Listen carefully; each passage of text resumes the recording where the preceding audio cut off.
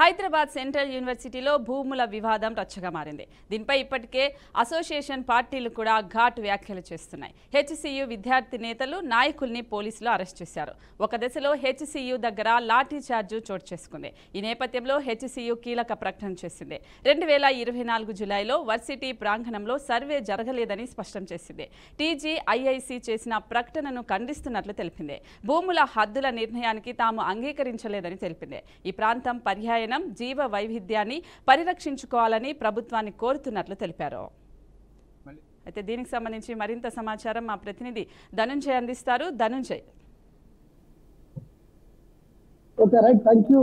ప్రస్తుతం మనం Hyderabad central university భూములకు తారస్థాయికి చేరుకొని చెప్పొచ్చు. అంటే ప్రభుత్వానికి విద్యార్థి సంఘాలకు నాయకులకు మధ్య పెద్ద ఎత్తున ఇక్కడ దుమారం లేపుతుంది. ఎందుకంటే హెచ్సిఎల్ యూనివర్సిటీకి సంబంధించిన భూముల వివాదం ఒక్కొక్కరికి ఉద్రిక్త పరిస్థితి నెలకొని చెప్పొచ్చు. ఎందుకంటే దీనిపై ఇప్పటికే అసోసియేషన్ కి సంబంధించిన పార్టీలు కూడా ఘాటుగా వ్యాఖ్యలు చేస్తున్నాయి. ఎందుకంటే ప్రధానంగా హెచ్సిఎల్ కి సంబంధించిన భూముల వివాదం మాత్రం ఒకవైపు అటు ప్రభుత్వానికి ఇటు విద్యార్థి సంఘాల నాయకులు పెద్ద ఎత్తున విద్యార్థి నేతలకు వారి మధ్య దుమారాన్ని సైతం సృష్టిస్తున్న పరిస్థితి. ఇప్పటికే ఒకవైపు ఆయా పార్టీలకు సంబంధించిన వారు సైతం ఘాటుగానే విమర్శలు చేస్తున్నారు. ఎందుకంటే హెచ్సిఎల్ విద్యార్థి నేతలతో పాటు నాయకులు సైతం పోలీసులు అరెస్టు చేస్తున్న పరిస్థితి.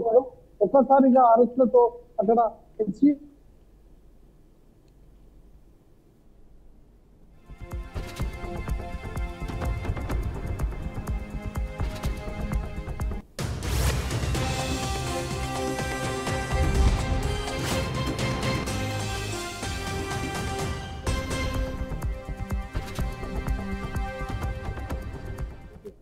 ఎందుకంటే హెచ్యు కీలక ప్రకటన చేసినప్పటి నేపథ్యంలో ఇప్పటికే వైపు చేస్తున్న పరిస్థితి చూస్తున్నాం. ఎందుకంటే 2024 జూలై వర్సిటీ ప్రాంగణంలో సర్వే సైతం జరిగింది, జరగలేదని చెప్పేసి ఇప్పటికే హెచ్యు తక్కువ ఇచ్చేసింది.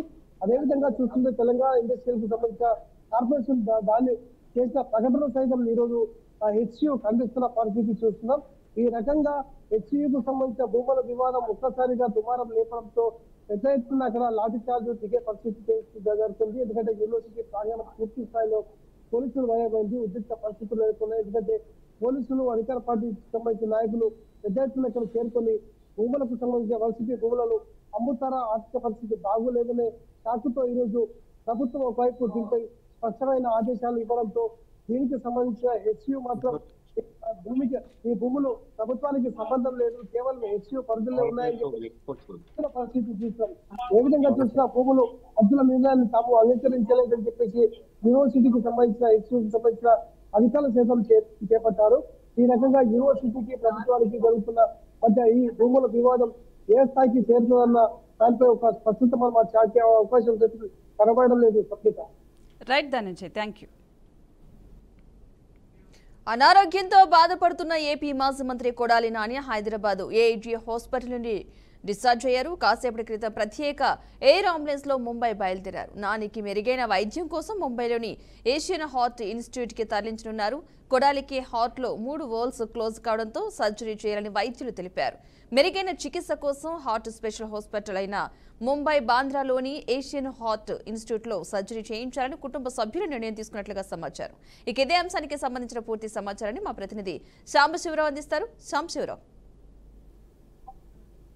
పద్మ, మొత్తంగా చూసుకోవచ్చు మాజీ మంత్రి గుడివాడ మాజీ ఎమ్మెల్యే కొడాలి నాని ఆరోగ్య పరిస్థితి కాస్త గందరగోళంగా ఉందని చెప్పేసి కూడా అక్కడ ఉన్నటువంటి వాళ్ళ అనుచరులు చెబుతున్నటువంటి పరిస్థితి అయితే ఉంది. ఇప్పటికే గత 4 రోజుల క్రితం అతని ఆరోగ్య పరిస్థితి బాలేక అక్కడ హైదరాబాద్ గచ్చిబౌలిలోని ఏఐజీ హాస్పిటల్లో అతను చేరారు. అతనికి హార్ట్ అటాక్ వచ్చిందని చెప్పేసి కూడా చెప్పినప్పటికీ కొంతమంది అతను చిన్న గ్యాస్ పెయిన్ రావడంతో అక్కడ హాస్పిటల్లో చేరారని చెప్పేసి కూడా చెప్పడం జరిగింది. అయితే గత 4 రోజులుగా కూడా కొడాలి నాని ఆరోగ్యంపై అక్కడ ఉన్నటువంటి అయితే వాళ్ళ అభిమానులు కావచ్చు, కుటుంబ సభ్యులు అయితే ఆందోళన వ్యక్తం చేస్తా ఉన్నారు. మరోపక్క కొడాలి నాని హాస్పిటల్ చేరినప్పటి నుంచి కూడా కొంతమంది టీడీపీ నాయకులు కూడా విమర్శలు చేస్తున్నటువంటి పరిస్థితి మనం ప్రత్యక్షంగా చూసాం. అయితే ప్రస్తుతం కొడాలి నానిని అక్కడ ముంబై స్పెషల్ హాస్పిటల్ కూడా ఏజీ హాస్పిటల్ నుంచి కొద్దిసేపటి క్రితమే ఎయిర్ అంబులెన్స్ లో తరలించారు. అక్కడ ముంబైలోని ఏషియన్ హాస్పిటల్లో మంచి స్పెషల్ డాక్టర్ల చేత కూడా అతనికి వైద్యం చేయించడానికి అక్కడికి తరలించడం జరిగింది. మొత్తంగా అతనికి పూర్తిగా 4 వాల్స్ కూడా బ్లాక్ అయినట్టుగా హాస్పిటల్ సిబ్బంది అయితే చెప్తా ఉన్నారు. కానీ మెరుగైన చికిత్స కంపల్సరీ అవసరం అని చెప్పేసి కూడా వైద్యులు చెప్తున్నటువంటి పరిస్థితి అయితే ఉంది. అది ఈ నిమిత్తం ఎందుకంటే ఖచ్చితంగా అతనికి ఒక మెరుగైన వైద్యం అందించాల్సిన అవసరం ఉంది. ఎందుకంటే ప్రస్తుతం అయితే ఆయన ఆరోగ్య పరిస్థితి కాస్త విషమంగానే ఉంది కాబట్టి ఖచ్చితంగా అతన్ని మెరుగైన వైద్యం కోసం మెరుగైన హాస్పిటల్కి తరలించాలి. ఈ నేపథ్యంలోనే ముంబైలోని స్పెషల్ హాస్పిటల్ కూడా తరలిస్తున్నట్లుగా కూడా ఏజీ ఆసుపత్రి సిబ్బంది అయితే చెప్పారు. అయితే ఇందులో ఎయిర్ అంబులెన్స్ కు సంబంధించి మన అక్కడ ఎయిర్ అంబులెన్స్ లో కొంతమంది ఏజీ హాస్పిటల్ కి సంబంధించినటువంటి స్పెషల్ డాక్టర్లు కూడా ఒక ముగ్గురు అయితే కొడాలి నాని వెంట ఉన్నట్లుగా తెలుస్తా ఉంది. ఎందుకంటే ముందుగానే కొడాలి నాని ఆరోగ్య పరిస్థితిని గ్రహించినటువంటి ఏజీ ఆసుపత్రి సిబ్బంది ముందుగా వాళ్ళ కుటుంబ సభ్యులకు కూడా తెలియజేశారు. ఎందుకంటే ఇప్పటికే ఒకసారి అతనికి హార్ట్ అటాక్ వచ్చింది. హార్ట్ అటాక్ వచ్చినప్పటికీ అతనికి వైద్యం చేస్తే మళ్ళీ తిరిగి కూడా అతనికి 4 వాల్స్ బ్లాక్ అయ్యే పరిస్థితి కాస్త గందరగోళంగా ఉండే పరిస్థితి ఉంది కాబట్టి ఖచ్చితంగా కొడాలి నానిని మెరుగైన వైద్యం కోసం వేరే ఆసుపత్రికి తరలించాలని కూడా వాళ్ళ కుటుంబ సభ్యులకు చెప్పడంతో వాళ్ళ కుటుంబ సభ్యులు ఈ నిర్ణయం తీసుకున్నట్లుగా తెలుస్తా ఉంది. మరోపక్క ఈ యొక్క ఇప్పటికే వల్లభనేని వంశీని పోలీసులు అరెస్ట్ చేసినటువంటి విషయం తెలిసింది. ఈ నేపథ్యంలో నెక్స్ట్ రెడ్ బుక్ లో ఉన్నటువంటి పేరు కొడాలి నానిదే. కొడాలి నాని కూడా అరెస్ట్ చేస్తారని చెప్పేసి బయట ప్రచారం జరుగుతా ఉంది. మరి ఈ నేపథ్యంలోనే కొడాలి నాని ఇటువంటి పరిస్థితిలో ఉన్నారా అని చెప్పేసి కూడా టీడీపీ నాయకులు అయితే ఆరోపిస్తున్నటువంటి పరిస్థితి ఉంది. ప్రస్తుతం అయితే అతనికి 4 వాల్స్ బ్లాక్ అయ్యాయి. అదేవిధంగా అతనితో పాటు ఒక 3 డాక్టర్లతో పాటు ఇప్పటికే ముంబై ఆసుపత్రికి తీసుకెళ్లారు. తర్వాత అతనికి ఆపరేషన్ అయిపోయిన తర్వాత పూర్తి స్థాయిలో కూడా ఒక హెల్త్ బులెటిన్ అయితే విడుదల చేసే అవకాశం కనపడతా ఉంది. Padma. Right, thank you Sambasivarao. మాజీ మంత్రి కాకాని గోవర్ధన్ రెడ్డికి పోలీసులు మరోసారి నోటీసులు ఇచ్చారు. పాడలకూరు మండలంలో జరిగిన అక్రమ మైనింగ్ కేసులో ఈ రోజు విచారణకు కాకాని డుమ్మా కొట్టారు. దీంతో మరోసారి నోటీసులు ఇచ్చి పోలీసులు రేపు విచారణకు రావాలని ఆదేశించారు. నోటీసులు ఇచ్చేందుకు హైదరాబాద్లోని కాకాని ఇంటికి వెళ్లారు పోలీసులు. అయితే కాకాని అందుబాటులో లేకపోవడంతో బంధువులకు నోటీసులు ఇచ్చారు. రేపు ఉదయం 11 గంటలకు విచారణకు హాజరు కావాలని, లేకపోతే చట్టపరంగా చర్యలు ఉంటాయని పోలీసు అధికారులు హెచ్చరించారు. ఇక దీనిపై మరింత సమాచారాన్ని మా ప్రతినిధి విద్యాసాగర్ అందిస్తారు. సాగర్,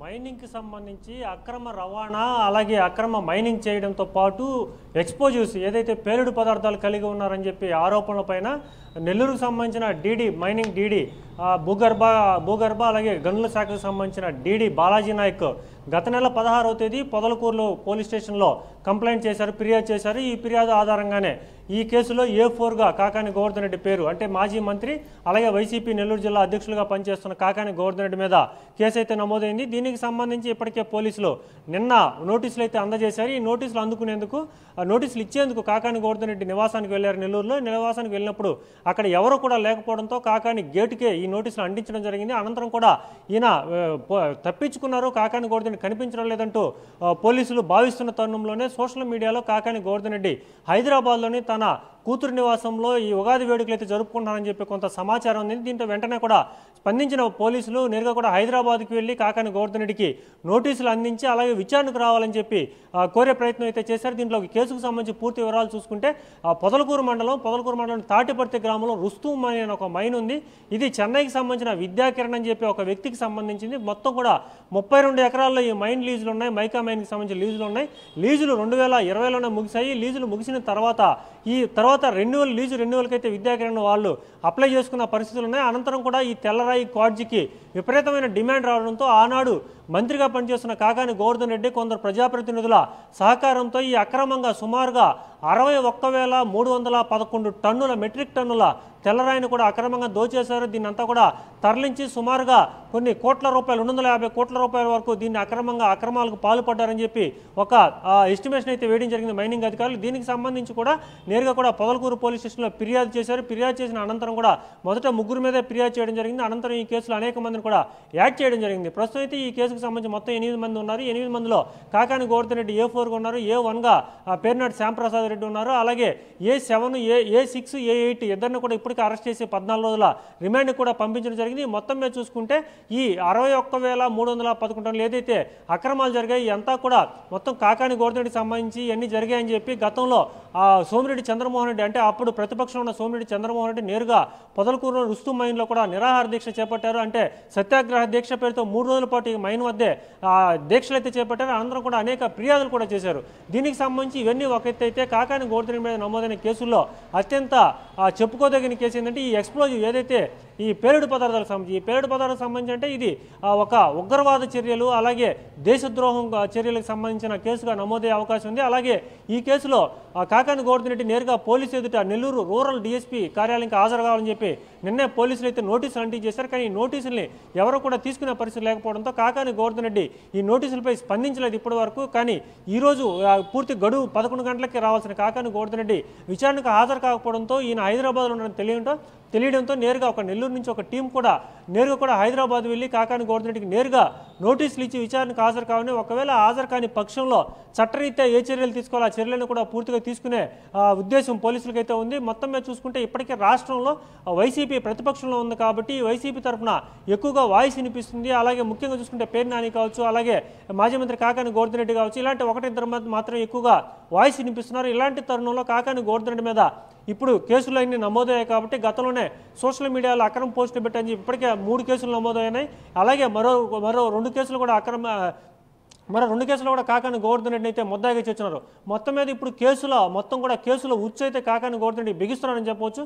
ఈ కేసులో కాకాని గోవర్ధన్ రెడ్డి నేరుగా పోలీసులు ఎదుట హాజరైతే తక్షణమే అరెస్ట్ చేసి జైలుకి పంపించే అవకాశం కూడా ఉంది. అలాగే నాన్ బెయిలబుల్ సెక్షన్లు కూడా మొత్తం 6 సెక్షన్లు పెట్టినారు. వీటిలో అనేక నాన్ బెయిలబుల్ సెక్షన్లు కూడా ఉన్నాయి కాబట్టి కాకాని గోవర్ధన్ రెడ్డి తీవ్రమైన ఆరోపణలు ఎదుర్కొంటున్నారు. కాబట్టి దీనికి ఏ విధంగా స్పందిస్తారు, కాకాని గోవర్ధన్ రెడ్డి వీటన్నిటిని ఏ విధంగా ఎదుర్కొంటారని చెప్పి అనేక రకాలుగా ఉత్కంఠ నెలకొంది. ఈ పరిస్థితుల్లో నెల్లూరులో హైటెన్షన్ వాతావరణం నెలకొంది. గత వారం రోజులుగా కాకాని గోవర్ధన్ రెడ్డికి సంబంధించిన అనుచరులందరూ కూడా కాకాని ఇంటి వద్ద పహరా కాశారు. రాత్రింబావులో కూడా కాకాని ఇంటి వద్దే కాపలా కాసిన పరిస్థితి. కానీ శుక్రవారం అన్ఎక్స్పెక్టెడ్గా కాకాని గోవర్ధన్ రెడ్డి తన కూతురు నివాసానికి హైదరాబాద్కి వెళ్ళినట్టు, ఇదంతా కూడా కాకాని గోవర్ధన్ రెడ్డిని అరెస్ట్ చేస్తారని చెప్పి పోలీసులు కొందరు కాకాని గోవర్ధన్ రెడ్డి లీక్ ఇచ్చినట్టు ఇదంతా కూడా ఇక్కడ పెద్ద ఎత్తున ప్రచారం జరుగుతుంది. కాబట్టి చూడాలి కాకాని గోవర్ధన్ రెడ్డి రేపైనా సరే పోలీసు విచారణకు హాజరవుతారా, హాజరైతే ఎలాంటి వివరణ ఇస్తారు, పోలీసులు ఏ విధమైన చర్యలు తీసుకోబోతారు, ఇవన్నీ కూడా తీవ్ర ఉత్కంఠ అయితే రేపుతున్న పరిస్థితి ఉంది. దేవిక సాగర్ ఇక మరిన్ని అప్డేట్స్ చూసే ముందు బులెటిన్లో షార్ట్ బ్రేక్ తీసుకుందాం. Stay tune. Welcome back. మిస్టరీగా మారిన పాస్టర్ ప్రవీణ్ మృతి కేసులో చిక్కుముళ్లు వీడుతున్నాయి. దర్యాప్తు వేగవంతం చేయడంతో ఆసక్తికర విషయాలు వెలుగులోకి వస్తున్నాయి. మద్యం చేసి అలాగే బండి నడిపేవారే విషయం తేట తెల్లమైంది. ఇందుకు సంబంధించిన సీసీటీవీ ఫుటేజ్ కూడా బహిర్గతమైంది. చాగల్లో క్రైస్తవ సభ కోసం వెళ్లిన ప్రవీణ్ విజయవాడలో 4 గంటల పాటు ఉన్నట్లు తెలిసిందే. అయితే ఆ 4 గంటలు ఎక్కడ ఉన్నారు, ఏం చేశారు, ఎలాంటి పరిణామాలు చోటు చేసుకున్నాయి అనే దానిపై ఇప్పుడు అందరిలోనూ ఆసక్తి నెలకొంది. ఈ అనుమానాలకు ప్రశ్నలకు ఇప్పుడు పోలీసులు చెక్ పెడుతున్నారు. అయితే దీనికి సంబంధించి మరింత సమాచారం మా ప్రతినిధి శ్రీనివాస్ అందిస్తారు. అయితే శ్రీనివాస్, పాస్టర్ ప్రవీణ్కి సంబంధించి ఒకసారేమో టీడీపీ ప్రభుత్వం చేసింది అని అంటున్నారు, లేదు ఇది కుట్రపూరితంగానే జరిగింది అంటున్నారు. సో ఈ రోజు సీసీటీవీలో 200 కెమెరాలు చూస్తే దాంట్లో వెనక నుంచి కారు వచ్చి గుద్దలేదు, అతనే పడిపోయిన తర్వాత కారు వెళ్ళింది అంటున్నారు కదా. సో లేటెస్ట్ అప్డేట్స్ ఏంటి?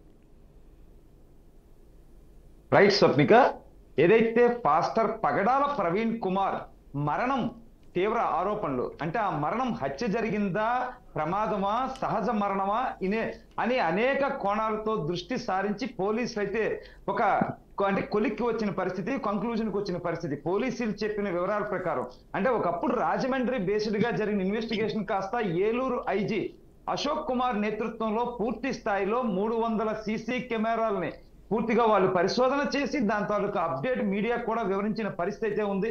ఆయన 24వ తేదీ ఈ నెల అంటే గడిచిన సోమవారం ఉదయం 11:30కి అక్కడ బయలుదేరి హైదరాబాద్ లో బయలుదేరి పూర్తిగా కూడా దుర్గగుడి ఫ్లైఓవర్ మీద నుంచి రాజీవ్ గాంధీ పార్కు, అక్కడ నుంచి పండిట్ జవహర్లాల్ బస్ స్టేషన్ మీదుగా బెంజ్ సర్కిల్ కి చేరుకుని బెంజ్ సర్కిల్ నుంచి 2వ ఫ్లైఓవర్ ఎక్కి అక్కడ నుంచి పూర్తిగా కూడా రామవరం పార్క్ కూడల దాకా వచ్చి ప్రయాణం జరిగినట్టుగా కూడా వాళ్ళకి తెలియవస్తూ ఉంది.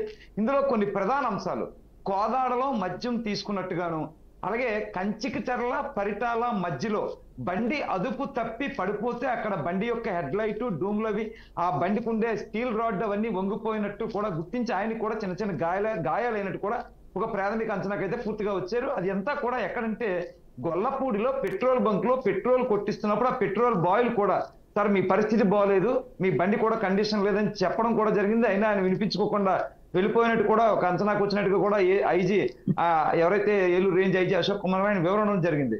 ఈ రామవరపాడు ఆ సిగ్నల్కి వచ్చేసి రామవరపాడు సెంటర్కి వచ్చేయడానికి 10 మీటర్ల దూరంలో ఉండే వోక్స్ వ్యాగన్ షోరూమ్ దగ్గర రోడ్డు పక్కనే సైడ్నే కూర్చోబెట్టి అక్కడ సుబ్బారావు అనే ఒక ట్రాఫిక్ డిపార్ట్మెంట్ కి సంబంధించిన పోలీస్ అధికారి కూడా మీ పరిస్థితి బాగోలేదు ఇక్కడ ఉండాలని చెప్తే, ఎందుకంటే ఆయన మద్యం సేవించి ఉన్నట్టుగా కూడా వాళ్ళు ఒక అంటే వాళ్ళ నిర్ధారణకు వచ్చిన పరిస్థితి నేపథ్యంలో కూర్చోబెడితే ఆయన అప్పటికి కూడా ఆకుండా కొంచెం అక్కడి నుంచి కూడా ట్రావెల్ చేసి పూర్తిగా ఏలూరులో కూడా మరొకసారి మద్యం తీసుకున్నట్టు కూడా వాళ్ళ సీసీ ఫుటేజీలో దొరికినట్టు కూడా పోలీసులు తేటతెల్లంగా చెప్తున్న పరిస్థితి.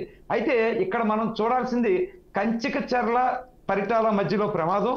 అదేవిధంగా ఈయన వస్తున్నప్పుడు మహానాడు జంక్షన్ కి రామవరపాడుకి మధ్యలో మినిమం 4 అవర్స్ ఈయన కనపడలేదు, 3 to 4 అవర్స్ ఈయన కనపడలేదు.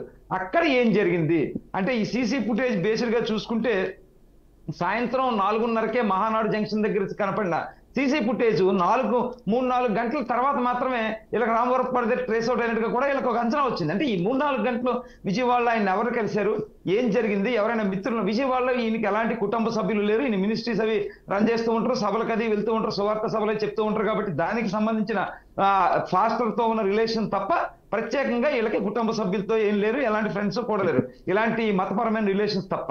సో అప్పుడు ఎవరిని కలిశారు. మరొక విషయం ఏంటంటే సీసీ ఫుటేజ్లో ఇతన్ని 4 కార్లు ఫాలో అయ్యి 4 కార్లలో ఏదైనా కారు అనుమానం అంటే ఆ 4 కార్లని గుర్తించడం, ఆ 4 కార్లలో 4 కార్లు కూడా ట్రావెలర్సే. అందులో ఒక కారు ఆయన మాత్రం ఈయన వెనకాతల లగేజ్ ని, ఈయన బండిని, ఈయన ఉన్న పరిస్థితిని, స్థితిగతిని గుర్తించినట్టుగా కూడా ఆయన పోలీసులకు వెల్లడించినట్టు కూడా పోలీసులు పూర్తిగా మీడియాకి చెప్పడం జరిగింది. ఇదంతా ఒక కోణంలో అది పూర్తిగా కూడా రాజమండ్రి సమీపంలో కొవ్వూరు టోల్ ప్లాజా దాటేంత వరకు కూడా బ్లింకర్ తో చాలా సేపు నేషనల్ హైవేలు ఉండే 4-5 సిగ్నల్స్ దగ్గర ఉండే అన్ని ఫుటేజ్ చూసినప్పుడు బ్లింకర్ తో ప్రయాణం చేశారు నైట్ అంతా కూడా. ఆ బ్లింకర్ తో ప్రయాణం చేసి హెడ్లైట్ డూమ్ పోయిందనేది ఒక నిర్ధారణకు వచ్చారు. అక్కడ పూర్తిగా రాజమండ్రి సమీపంకి వచ్చిన తర్వాత ఈ మరణం జరిగింది. అయితే దీనికి ప్యారలల్ గా మత పెద్దలు కావచ్చు, లేదంటే మాజీ ఎంపీ హర్ష్ కుమార్ కావచ్చు, ఇలాంటి కొంతమంది పూర్తిగా కూడా ఇది హత్యే, ఇది ప్రభుత్వ హత్యే. ఎందుకంటే ఆయన గతంలో ఒక హిందూ వ్యక్తికి సంబంధించిన వ్యక్తి డిబేట్ లో కూర్చున్నారు, అప్పటి నుంచి ఆయన థ్రెట్స్ ఉన్నాయని చెప్తున్నారు, ఆయనకి మరణం ఉందని అంటే ఆయన చంపేస్తారని బెదిరింపు కాల్స్ వస్తున్నాయని చెప్పారు, అందుకే కారు తీసుకోకుండా వెహికల్ మీద వెళ్ళారు అని అనేక అనుమానాలు లేవనెత్తుతూ ఆయన పడిపోయినప్పుడు సిచ్యువేషన్ చూస్తే ముఖం మీద అంటే కేఏ పాల్ కూడా దీనికోసం బాగానే ఘాటుగానే మాట్లాడారు. మొహం మీద 4 ఘాట్లు పడ్డాయి, ఆ ఘాట్లన్నీ కూడా కర్రతో కొట్టినట్టున్నాయి, ఆ కర్ర కూడా పక్కనే ఉంటే కర్ర కూడా రక్తం పడుంది. అలాగే ఒక మనిషికి ప్రమాదం జరిగితే బండో పక్క మనిషో పక్క పడాలి తప్ప మనిషి మీద వచ్చే అంత పెద్ద వాహనం పడి ఉంది. ఇవన్నిటినీ కూడా అంచనా కట్టాల్సిన అవసరం ఉందని చెప్తూ ఉన్నారు. అలాగే ఏదైతే ప్రాథమికంగా ఎఫ్ఎస్ఎల్ రిపోర్ట్ కావచ్చు, ప్రాథమికంగా ఇచ్చిన డాక్టర్స్ ఇచ్చిన నివేదిక కావచ్చు, అవన్నిటి కూడా పూర్తిగా అంటే యాక్సిడెంట్ల మరణంగానే చెబుతున్నప్పటికీ ఈ మత పెద్దలు కావచ్చు కొంతమంది మాత్రం ఇటువంటి పరిస్థితుల్లో యాక్సెప్ట్ చేయట్లేదు, ఇది ప్రభుత్వ మరణంగానే వాళ్ళు కామెంట్ చేస్తున్న పరిస్థితి. హర్ష కుమార్ అయితే ఒక ఇంచు ముందుకెళ్ళి ఇక్కడ కనుక మీరు తప్పు చేసినా, ఇక్కడ బెదిరింపులకు పాల్పడ్డారని భయపడిన ఇదే మళ్ళీ రీఇన్వెస్టిగేషన్ చేస్తాను, రీపోస్ట్ మార్టం చేస్తాను, తెలంగాణ గవర్నమెంట్ అక్కడ మా కాంగ్రెస్ ప్రభుత్వం ఉంది, అవసరమైతే నేను రాహుల్ గాంధీతో మాట్లాడతానని కూడా ఆయన ఘాటుగా స్పందించిన పరిస్థితి అయితే ఉంది. ఇది పూర్తిగా ఒక 2 మతాల మధ్య జరిగిన ప్రభావము, ఒక మతానికి ఇంకొక మతానికి జరిగిన ప్రభావంలో కూడిన హత్యగానే వాళ్ళంతా కూడా భావిస్తూ ఉన్నారు. ఫాస్టర్స్ అందరూ కూడా ముక్త కంఠంతో ఏకతాటితో అది హత్యే, ప్రమాదం కాదు, యాక్సిడెంట్ కాదని చెబుతున్న పరిస్థితి. కానీ పోలీసులు మాత్రం 300 సీసీ కెమెరాలు కొత్త కూడా సీసీ కెమెరాలు అబ్జర్వ్ చేసి పిన్ టు పిన్ చెక్ చేసి ఎక్కడ ఏం జరిగిందో మీడియాకి పోసగుచ్చినట్టు వివరించి అది కేవలం ప్రమాదం, ఆయన మద్యం సేవించడం కూడా వాస్తవం అని నిర్ధారణకు వచ్చిన పరిస్థితి అయితే ఉంది. ఏదేమైనా ఈ ఫాస్టర్ హత్య, ప్రవీణ్ ఫాస్టర్ హత్య రాష్ట్ర వ్యాప్తంగా కూడా హాట్ టాపిక్ గా ఉందని చెప్పుకోవచ్చు. వీళ్ళ దగ్గర ఉండి అంటే వీళ్ళు అడిగే కొన్ని అంశాలు కూడా ఉన్నాయి. మరణించిన తర్వాత 24 అవర్స్ వరకు కూడా కనీసం ఎఫ్ఐఆర్ అయిపోవడం, కేసు నమోదు చేయకపోవడం కూడా కొన్ని అనుమానాలకు తావిస్తూ ఉందని చెప్తా ఉన్నారు. ఇలా అనేక కోణాలు సుమారు పారామీటర్స్ అన్ని చూసుకుంటే కనుక 10-15 పారామీటర్స్ అన్ని రకాలుగా కూడా ఆ డౌట్ ఎక్స్పెక్ట్ చేస్తున్న పరిస్థితి అయితే ఉంది. ఈ డౌట్స్ అన్నింటినీ కూడా పోలీసులు తీసుకున్నారు. పోలీసులు కూడా ఏదైనా ఆధారాలు ఉంటే ఇమ్మని చెప్పి కూడా అడిగారు. పూర్తిగా మాత్రం రాష్ట్ర వ్యాప్తంగా ఇటు 2 తెలుగు రాష్ట్రాలతో పాటు అటు క్రైస్తవుల్లోనూ హిందువుల్లోనూ మత పెద్దల్లోనూ కొంత హాట్ టాపిక్ గా ఉందని మనం చెప్పుకోవచ్చు. Swapnika. Right Srinivas, thanks for the updates. Hyderabad Vijayawada జాతీయ రహదారిపై ప్రయాణించే వాహనాలకు టోల్ రుసుములు తగ్గిస్తూ జాతీయ రహదారుల ప్రాధికార సంస్థ నిర్ణయం అయితే తీసుకుంది. తగ్గిన టోల్ రుసుములు రేపటి నుంచి అమల్లోకి రానున్నాయి. హైదరాబాద్ విజయవాడ 65వ జాతీయ రహదారిపై అత్యధికంగా పతంగి టోల్ ప్లాజా వద్ద కార్లు, జీపులు, వ్యాన్లకు ఒకవైపు ప్రయాణానికి 15 రూపాయలు, ఇరువైపులా కలిపి 30 రూపాయలు, తేలికపాటి వాణిజ్య వాహనాలు ఒకవైపు ప్రయాణానికి 25 రూపాయలు, ఇరువైపులా కలిపి 40 రూపాయలు, బస్సు ట్రక్కులకు ఒకవైపు ప్రయాణానికి 50 రూపాయలు, ఇరువైపులా కలిపి 75 రూపాయలకు తగ్గించారు. చిల్లకలు టోల్ ప్లాజా వద్ద అన్ని వాహనాలకి కలిపి ఒకవైపుకు 5, ఇరువైపులా కలిపి 10 చొప్పున మాత్రమే తగ్గించారు. ఇక 24 గంటలలోపు తిరుగు ప్రయాణం చేస్తే అన్ని రకాల వాహనాలకు టోల్ రుసుములో 25% మినహాయింపు లభిస్తుందని NHAA పేర్కొంది. 2026 మార్చి 31 వరకు తగ్గిన టోల్ ధరలు అమల్లోకి ఉన్నట్లుగా వెల్లడించింది. ఇక ఇదే అంశానికి సంబంధించిన పూర్తి సమాచారాన్ని మా ప్రతినిధి శ్రీనివాస్ అందిస్తారు. శ్రీనివాస్.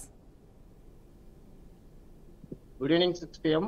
తెలంగాణలోని జాతీయ రహదారులు ప్రధానంగా చూసుకున్నట్లయితే హైదరాబాద్ విజయవాడ జాతీయ రహదారి ప్రధానంగా రద్దీగా ఉన్నటువంటి పద్దంగి టోల్ ప్లాజా. ఇదే విషయాన్ని చూసినట్లయితే గతంలో GMR సంస్థ ఈ సంబంధించినటువంటి టోల్ ప్లాజాల నిర్మాణంలో పెద్ద ఎత్తున ఇది చేసుకున్నటువంటి పరిస్థితి. 2022 డిసెంబర్ వరకు తమ యొక్క కాంట్రాక్ట్ ను కొనసాగించుకుంది. అప్పటి నుంచి ఇప్పటి వరకు జరిగినటువంటి అనేక విషయాలలో వాహనదారులకు తన ఇష్టారాజ్యంగానే వాహనాలపై పన్ను వేస్తున్నటువంటి పరిస్థితి.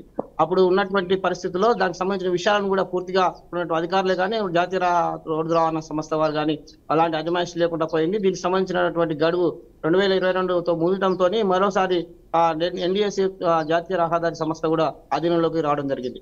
గత 2 సంవత్సరాలుగా జరుగుతున్నటువంటి నేషనల్ జాతీయ రహదారి సంస్థకు సంబంధించి పూర్తిగా వాళ్ళకు అడ్డు చేస్తున్నటువంటి పరిస్థితి. ఇదే విషయాన్ని ఆ జాతీయ రహదారి మీద ఉన్న అనేక సమస్యలు వాహనదారులకు ఫెస్టివల్ అయితేనేమి సంబంధించిన విషయాల్లో వచ్చినప్పుడు అధిక రుసుము వసూలు చేస్తున్న క్రమంలో కూడా అనేక ఇబ్బందులు తలెత్తాయి. ఈ విషయానికి సంబంధించి జాతీయ స్థాయిలో కూడా పార్లమెంట్ లో ఒక పెద్ద చర్చ కూడా జరిగినటువంటి పరిస్థితి. ప్రధాన జాతీయ రహదారులు ప్రభుత్వం ఇచ్చిన టెండర్ కు అనుగుణంగా జరపకుండా ఇబ్బందికరమైన పరిస్థితులు వేరే వాళ్ళకు సంస్థలు ఇష్టారాజ్యం వ్యవహరిస్తున్నాయనేది కూడా పెద్ద చర్చ జరిగింది. జాతీయ స్థాయిలో జరిగిన ఈ చర్చకు పూర్తి స్థాయిలోని ప్రభుత్వము కేంద్ర ప్రభుత్వము ఒక గైడెన్స్ చేస్తూ పూర్తిగా జాతీయ రహదారిలో ఉన్నటువంటి గవర్నమెంట్ సెంట్రల్ దానికి రిజర్వ్ వాళ్ళు తీసుకున్న క్రమంలోనే ఈ పరిస్థితి కొనసాగుతుంది. అయితే నేటి నుండి 2006 డిసెంబర్ వరకు కూడా మళ్ళీ రిఫ్రెష్ గా కొనసాగుతుంది. దీనికి సంబంధించి ప్రభుత్వ సంస్థ వారే నిర్వహిస్తున్నటువంటి పరిస్థితి. ఈ నిర్వహణలోనే ఎవరైతే జాతీయ రహదారుల మీద ప్రయాణిస్తున్నారో ప్రధానంగా చూసుకున్నట్లయితే తెలంగాణలో హైదరాబాద్ విజయవాడ రహదారి పెద్ద ఎత్తున రద్దీగా ఉన్నటువంటి పరిస్థితి. ఈ టోల్ ప్లాజాల వద్ద ఇప్పటికే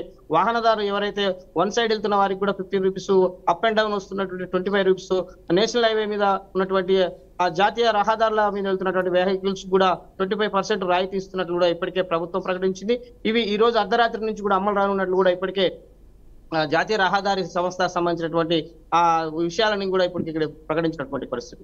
ప్రధానంగా చూసుకున్నట్లయితే జాతీయ రహదారులు ప్రధానంగా విజయవాడ హైదరాబాద్ కాకుండా హైదరాబాద్ సమీపంలో ఉన్నటువంటి జాతీయ రహదారుల మీద ఉన్నటువంటి టోల్ ప్లాజాలు గతంలోని ప్రైవేట్ సంస్థలకు ఆధీనంలో ఉండి వాహనదారులపై అనేక ఇబ్బంది పడుతున్నటువంటి పరిస్థితి. అధికంగా పన్నులు వసూలు చేసినారు. కానీ అలాంటి విషయాలను పునరావృతంగా చూడడానికి ప్రభుత్వం తిరిగి ఆధీనంలోకి తెచ్చుకుంది. ఈ వ్యవస్థకి సంబంధించి జాతీయ రహదారి నిర్వహణ సంస్థ కూడా ఎప్పటికప్పుడు చెకప్ చేస్తూ వాహనదారులను ఇబ్బంది కలిగించకుండా వారికి రాయితీ కూడా ఇస్తున్నటువంటి పరిస్థితి. అదే విషయానికి సంబంధించి ఈ జరిగినటువంటి రాయితీలకు సంబంధించి పద్దంగి టోల్ ప్లాజా వద్ద ఉన్నటువంటి వాహనాలకు రద్దీతో పాటు జాతీయ రహదారి మీద ఉన్నటువంటి కొర్లపాడు సంబంధించినటువంటి నందిగామ, చిల్లకల్లు ఈ జాతీయ రహదారుల మీద ప్రధాన రహదారులకు ఎక్కడైతే ఉంటాయో వెహికల్లకు మాత్రము పూర్తిగా రాయితీ వస్తుంది. అప్ అండ్ డౌన్ ఏదైతే గూడ్స్ వెహికల్స్ కావచ్చు సంబంధించినటువంటి వెహికల్ రవాణా పద్ధతిలో రాత్రి అర్ధరాత్రి నుంచి తిరిగి మళ్ళీ తెల్లవారుజామున వెళ్ళిపోయే వాహనాలకు రాయితీ ఖచ్చితంగా వర్తిస్తుంది. అప్ అండ్ డౌన్ సంబంధించినటువంటి ఛార్జీల్లో కూడా 25% రాయితీ ఇస్తున్నట్లు కూడా జాతీయ రోడ్డు రవాణా సంస్థ వాళ్ళు కూడా ఒక క్లారిటీగా ఒక ఇన్ఫర్మేషన్ కూడా ఇస్తున్నారు. ఇవన్నీ ఛార్జీలు తగ్గించిన క్రమంలోనే కూడా ఈ అర్ధరాత్రి నుంచి అమల్లోకి వాహనదారులకు మాత్రము పూర్తిగా ఒక రిలీఫ్ వచ్చిందనే చెప్పవచ్చు. అది ఉగాది కానుక కానుక చెప్పుకోవచ్చా లేదా నూతన సంవత్సరం కానుక కానుక చెప్పుకోవచ్చు. జాతీయ రహదారుల మీద ఉన్నటువంటి నేషనల్ హైవే మీకు ఇప్పటికీ వాహనదారులకు మాత్రం ఒక రిలీఫ్ వచ్చిందనేది కూడా పెద్ద ఎత్తున ఆనందం వ్యక్తం చేస్తున్నటువంటి పరిస్థితి. ఇది తెలంగాణలోనే కాకుండా జాతీయ స్థాయిలో ఉన్నటువంటి నేషనల్ హైవే మీద జరిగినటువంటి వాహనాలకు టోల్ ప్లాజాల వద్ద ఊరట కల్పించి కొంత తగ్గించినటువంటి పరిస్థితి. Right, thank you Srinivas. Chhattisgarh దండకారణ్యంలో కాల్పులు మోతలు కొనసాగుతూనే ఉన్నాయి. ఇప్పటికే వరుస ఎన్కౌంటర్లు చోటు చేసుకోగా తాజాగా సోమవారం మరోసారి తుపాకుల మోత మోగింది. దంతెవాడ, బీజాపూర్ జిల్లాల సరిహద్దులో మావోయిస్టులు సంచరిస్తున్నారనే విశ్వసనీయ సమాచారంతో పోలీసులు బలగాలు సోమవారం తెల్లవారుజామున ఆకస్మికంగా తనిఖీలు చేపట్టారు. ఈ క్రమంలో మావోయిస్టులు ఎదురుపడగా ఒక్కసారిగా పోలీసులు ఫైరింగ్ ఓపెన్ చేశారు. దీంతో మావోలు కూడా ఎదురు కాల్పులు జరిపారు. ఈ కాల్పుల్లో మావోయిస్టు మహిళా అగ్రనేత దండకారణ్యం స్పెషల్ జోనల్ కమిటీ సభ్యురాలు రేణుక అలియాస్ చైతే అలియాస్ సరస్వతి ప్రాణాలు కోల్పోయారు. అయితే మిగతా దళ సభ్యులు తప్పించుకున్నారు. రేణుకది వరంగల్ జిల్లా కడవెండ గ్రామం కాగా ఆమె 35 ఏళ్ల క్రితమే పార్టీలోకి వెళ్లినట్లుగా తెలుస్తుంది. దంతెవాడ పోలీసులు రేణుక మృతదేహంతో పాటు తుపాకీ, ముందుగుండు సామాగ్రి బుల్లెట్లు స్వాధీనం చేసుకున్నట్లు పోలీసులు వెల్లడించారు. ఇక దీనిపై మరింత సమాచారాన్ని మా ప్రతినిధి భాస్కర్ అందిస్తారు. భాస్కర్. దేవిక, ఛత్తీస్గఢ్ రాష్ట్రం దండకారణ్యం మొత్తం తుపాకుల మూతలతో ఇంకా దుద్దరెత్తున్న పరిస్థితి మనం చూస్తున్నాం. ఎందుకంటే సుమారుగా 3 మాసాల కాలం నుంచి రిపీటెడ్ గా ఎన్కౌంటర్లు జరుగుతున్న పరిస్థితి. ఇప్పటికే 132 మంది మావోయిస్టులు ఎన్కౌంటర్లు చనిపోయిన పరిస్థితి. నిన్న ఒక 17 మంది, నిన్న ఒక 16 మంది, వరకు 17 మంది మావోయిస్టులు ఎన్కౌంటర్లు చనిపోయిన పరిస్థితి. ఈ 3 నెలల కాలంలో చూస్తే సుమారుగా 170 మంది మావోయిస్టులు ఎన్కౌంటర్లో పోలీసులకు మావోయిస్టులకు మధ్య జరిగిన ఎదురుకాల్పులో మరణించిన పరిస్థితి. దీంట్లో ఇవాళ ఉదయం 6:30 తెల్లవారుజామున జరిగిన ఎన్కౌంటర్లో పెద్ద మొత్తంలో ఇప్పటికే 17 మంది మావోయిస్టులు చనిపోయారు. దీంట్లో ప్రధానంగా కీలక నేత ఏదైతుందో మావోయిస్టు అగ్రనేత రేణుక కూడా మృతి చెందిన పరిస్థితి. ఇప్పటికే రేణుకపై 25 లక్షల రివార్డు ఉంది. ఆ రివార్డును బ్రేక్ చేసిన పరిస్థితి ఉంది. ఇప్పుడు మావోయిస్టులు ఈ మొత్తం కూడా మావోయిస్టులు మూవ్మెంట్స్ పైన ఛత్తీస్గఢ్ రాష్ట్రం మొత్తం దండకరైన మొత్తం దాని మీద ఫోకస్ చేసిన పరిస్థితి. చూసుకుని పోతే సోమవారం ఉదయం నుంచే ఆ పోలీసులు కాలింపులు చేస్తున్న నేపథ్యంలో వీరు మావోయిస్టులు ఒక్కసారిగా తారసపడడంతో పెద్ద ఎన్కౌంటర్ జరిగింది. వాళ్ళు ఇప్పుడు కూడా స్పెషల్ పార్టీస్ అన్ని కూడా దండకరైన మొత్తం గాలిస్తున్న పరిస్థితి. దానిలో భాగంగా ఈ మనకు ఎన్కౌంటర్ లో చనిపోయినటువంటి అగ్రనేత రేణుక అలియాస్ చైతే ఏదైతుందో ఆమెది వరంగల్ జిల్లా, ప్రస్తుతం జనగాం జిల్లాలో కడవెండి గ్రామంలో ఉన్నది. ఆమె గత 35 ఏళ్ల కిందనే అజ్ఞాతంలోకి వెళ్ళిన పరిస్థితి. ఆమె LLB పూర్తి చేసింది. ఏపీకి సంబంధించి కర్నూలులో ప్రాక్టీస్ చేస్తున్న నేపథ్యంలో చంద్రబాబు నాయుడు ఇష్యూలో అల్పీర్లో పాల్గొన్న పరిస్థితి. ఆ తర్వాత పూర్తిగా ఫుల్ టైమ్ ఎంప్లాయ్ దాంట్లో పోయినట్టు పరిస్థితి. ఆర్గనైజేషన్ల పైన పూర్తిస్థాయి అప్పటి నుంచి చెప్పే వరకు కూడా ఆర్గనైజేషన్ల కీలక పదవుల్లో పనిచేస్తుంది. తను ఇవాళ జరిగినటువంటి ఎన్కౌంటర్ లో మృతి చెందడం జరిగింది. ఇప్పటికే రిపీటెడ్ గా చూస్తే సుమారుగా 3 మాసాలు 6 మాసాల నుంచి జరుగుతున్న ఎన్కౌంటర్లు చూసుకుంటే అగ్రనేతలంతా కూడా మావోయిస్టులు చాలా మంది కోల్పోతున్న పరిస్థితి. దానిలో చూసుకుంటే నిజంగానే మావోయిస్టు ఆర్గనైజేషన్ బలహీనపడుతుందా, నిజంగా మావోయిస్టు అందరూ కూడా ఆ కీలక నేతలంతా చనిపోవడంతో కొంత ఉద్యమానికి ఉద్యమ నేతలంతా కూడా కొంత ఇబ్బంది కలుగుతున్న నేతృత్వం ఇలా ప్రభుత్వాలు ఎటువైపు నుంచి చేస్తున్నాయి, ఇటు రాష్ట్ర ప్రభుత్వాలు కావచ్చు, జాతీయ పార్టీ కావచ్చు, ఇలా ఏదైతుందో బీజేపీ పార్టీ అధికారంలోకి వచ్చిన తర్వాత మూడోసారి అధికారంలోకి వచ్చిన తర్వాత ఇదంతా కూడా దేశ ఏదైతుందో జాతీయ స్థాయిలో నేతలంతా కూడా బీజేపీపై దీనిపై ఫోకస్ చేసిన పరిస్థితి. సెంట్రల్ మినిస్టర్ అమిత్ షా నేతృత్వంలోనే రాష్ట్రాల సీఎంలకు కూడా మీటింగ్ ఏర్పాటు చేయడం కంప్లీట్ గా మావోయిస్టుల మనగడ పైన, మావోయిస్టుల అడుగుజాడలపైన ఫోకస్ చేసిన పరిస్థితి. దానిలో భాగంగానే జరుగుతున్న ఎన్కౌంటర్లు అందరూ కూడా ఇలా ప్రభుత్వమే చేపిస్తుందని చెప్పిస్తే ఇలా అరసం నేతలు కావచ్చు, ఇలా సానుభూతి ప్రజా సంఘాల నేతలను కూడా ప్రభుత్వంపై విరుచుకపడుతున్న పరిస్థితి. ఎందుకంటే ఇలా మావోయిస్టుల ఉద్యమాన్ని మొత్తం బలహీనపడంగా ప్రభుత్వాలు పనిచేస్తున్న పరిస్థితి. ఇప్పుడు కూడా చాలా మంది నేతలు కూడా ఆర్గనైజేషన్ నుంచి బయటకు వచ్చిన వాళ్ళు అలాంటి కనీసం ఒక ఇంగిత జ్ఞానం లేకుండా మావోయిస్టులు అందరూ కూడా మట్టుబెట్టిన పరిస్థితి. ఇలాంటి ఎన్కౌంటర్ జరిగినటువంటి ఎన్కౌంటర్లు కూడా మట్టుబెడుతున్న పరిస్థితి. ఎన్కౌంటర్ నేపథ్యంలో ఇలా పోలీసులు అందరూ కూడా పసిగట్టి ప్రతి మూమెంట్ ని ఒక పార్టీ ఆర్గనైజేషన్ చేస్తున్న పరిస్థితి. ఇప్పటికైనా ఈ ప్రభుత్వాలు రెండు జాతీయ పార్టీ కావచ్చు, ఇలా రాష్ట్ర జాతీయ పార్టీలు కూడా స్పందించాలి. ఇలాంటి ఎన్కౌంటర్లు ఎంతో నిజంగానే ఎన్కౌంటర్లు కాదు, ఇలా కావాలనే పోలీసులు వీళ్ళపై మూమెంట్ తోటి చేస్తున్న పరిస్థితి అని చెప్పేసి ఇప్పటికే దీన్ని ఖండిస్తున్న పరిస్థితి. చూడాలి నిజంగా ఇలాంటి ఉద్యమాలను మా ఎన్కౌంటర్లు మరీ కొనసాగుతున్న పరిస్థితి ఉందా, ప్రభుత్వాలు ఎలాంటి స్పందిస్తున్న చూడాల్సిన పరిస్థితి ఉంది. Devika. Right, thank you Bhaskar. ఇది వాళ్ళ 6 at 6. Keep watching BRK news. తెలుగుడి సత్తా.